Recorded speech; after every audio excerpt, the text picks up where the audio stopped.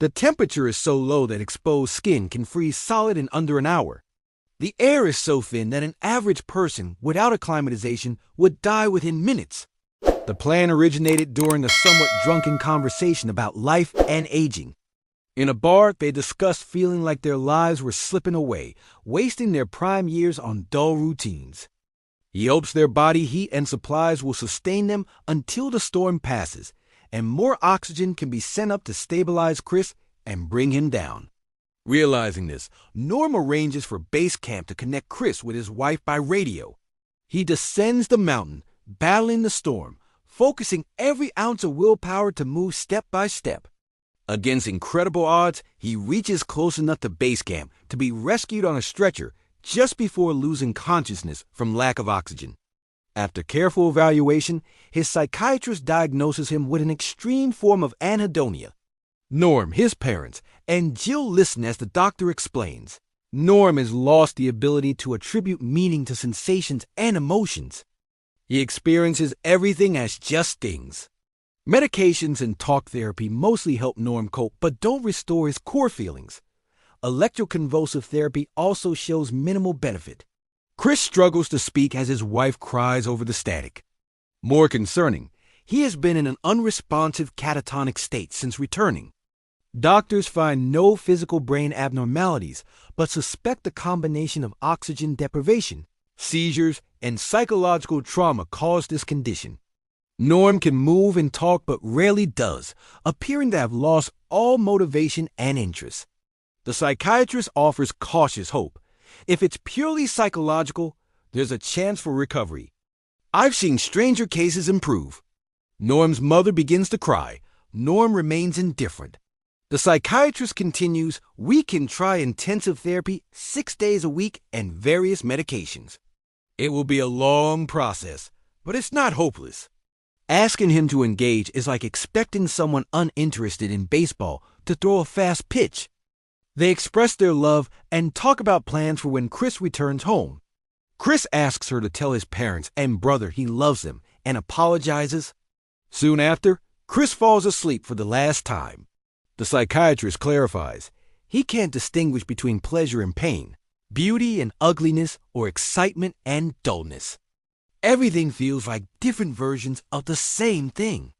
Norm's mother responds emotionally, how is that even possible? The psychiatrist explains, this rare condition is likely triggered by PTSD, major depression, or both. Given the oxygen loss, seizures, and trauma, it unfortunately makes sense. By then, Norm is barely holding on. Norm's mental state is deteriorating. They recall past hiking and climbing adventures and how long it had been since those times. They promised to climb Everest together within the year to regain that sense of excitement. A man named Norm is huddled with his best friend Chris on the southeast ridge near the summit of Mount Everest. After an unexpected storm, they have been separated from their group of climbers. Due to the harsh conditions, Chris's body is failing and he can no longer maintain balance, forcing him to stop in one of the most dangerous parts of the mountain.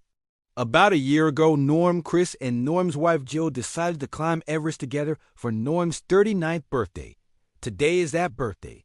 Now, a year later, Norm and Chris are at the highest point on Earth, facing their lowest moments.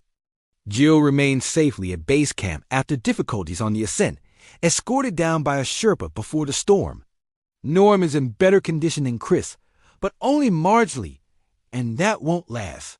Frostbite is spreading inside Norm's gloves from his fingertips down his hands. Both men are dangerously low on oxygen, with their tanks nearly empty and only a few breaths left to share. Norm could descend alone, but fears Chris would certainly die if left behind. As time passes, Chris's speech weakens, and his consciousness fades. Believing there is no hope, Norm leaves Chris behind. 2 weeks later, Norm is home but has lost his left hand and left foot to amputation. After 2 months of trauma-focused psychiatric therapy, Norm begins to emerge from his silence, but something remains off. Norm's father asks, "What do you mean? Things as things." "Things are just things?" Jill asks, "Is it permanent?" More than a year passes with little improvement. Since that day on the mountain, Norm hasn't felt anything, neither joy nor pain. Colors look different, but evoke no feeling. Favorite foods taste the same as disliked ones. His wife appears no different than any other person. Sunny and cloudy days feel identical. It's like living with a shell of a person physically present but emotionally empty. This drug, derived from an anesthetic with hallucinogenic effects, has shown success in treatment-resistant depression by making the brain more adaptable, allowing new neural connections. Norm's psychiatrist prescribes it alongside enhanced psychotherapeutic methods. After more than a year, the treatment yields success. Norm slowly begins to feel again a miracle to his loved ones. It's like a rebirth, a second chance. They discuss its softness, comfort, and how it feels like indoor grass without dirt or bugs. They laugh and talk about the tiny fibers and how they come together to make the room warm and inviting. In this moment, both feel a sense of happiness and wonder. For the first time in years, he can share in their happiness and appreciation. Yet Jill still sees the person she loves in his eyes and refuses to give up on him. Jill takes on this task, initially struggling but gradually improving. She begins noticing subtle differences in sounds, smells, sunlight, textures, and flavors, how all these layers create unique experiences, like watching the same movie but seeing new details each time.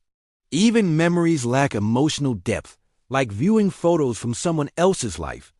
Everything is the same, so nothing really is. Friends and family grow increasingly worried and desperate. The strain on relationships, especially between Norm and Jill, intensifies. Another year and a half later, a new depression medication, based on ketamine, gains FDA approval. The psychiatrist advises Jill and the family to spend daily time describing sensations and emotions to Norm, tastes, colors, feelings, and small details in life.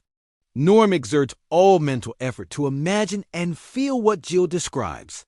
It's the hardest challenge he's faced, comparable to climbing Everest again.